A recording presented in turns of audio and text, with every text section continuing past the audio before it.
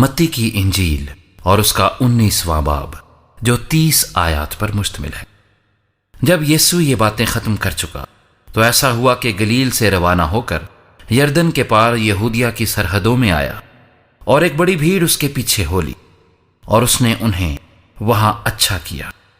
اور فریسی اسے آزمانے کو اس کے پاس آئے اور کہنے لگے، کیا ہر ایک سبب سے اپنی بیوی کو چھوڑ دینا روا ہے؟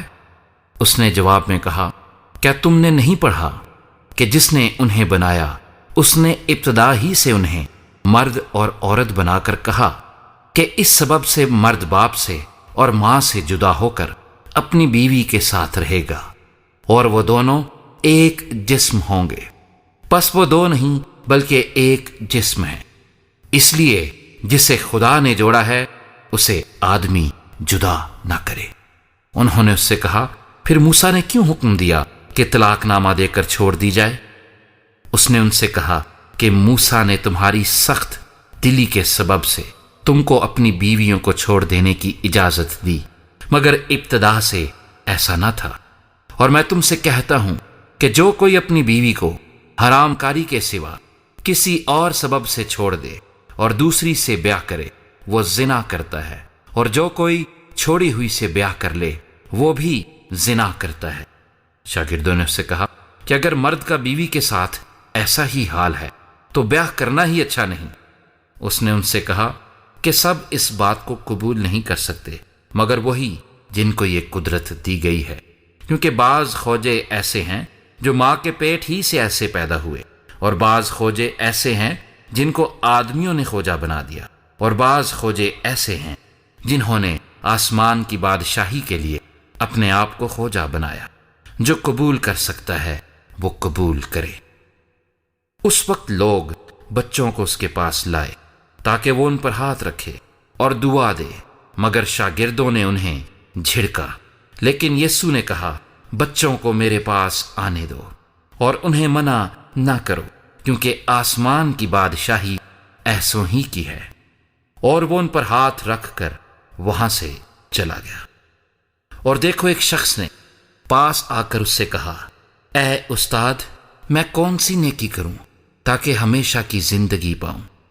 اس نے اس سے کہا کہ تو مجھ سے نیکی کی بابت کیوں پوچھتا ہے؟ نیک تو ایک ہی ہے، لیکن اگر تو زندگی میں داخل ہونا چاہتا ہے تو حکموں پر عمل کر۔ اس نے اس سے کہا، کون سے حکموں پر؟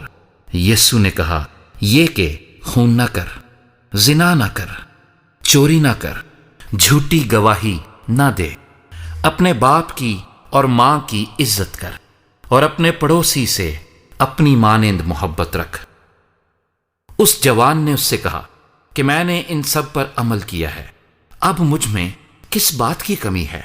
یسوع نے اس سے کہا، اگر تو کامل ہونا چاہتا ہے تو جا، اپنا مال و اسباب بیچ کر غریبوں کو دے، تجھے آسمان پر خزانہ ملے گا، اور آ کر میرے پیچھے ہو لے۔ مگر وہ جوان یہ بات سن کر غمگین ہو کر چلا گیا، کیونکہ بڑا مالدار تھا۔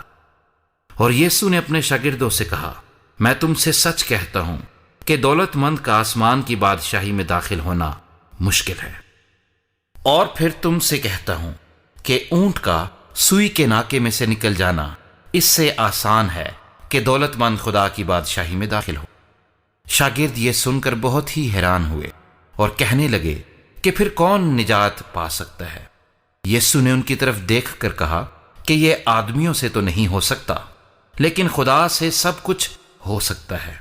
اس پر پطرس نے جواب میں اس سے کہا، دیکھ، ہم تو سب کچھ چھوڑ کر تیرے پیچھے ہو لیے ہیں، پس ہم کو کیا ملے گا؟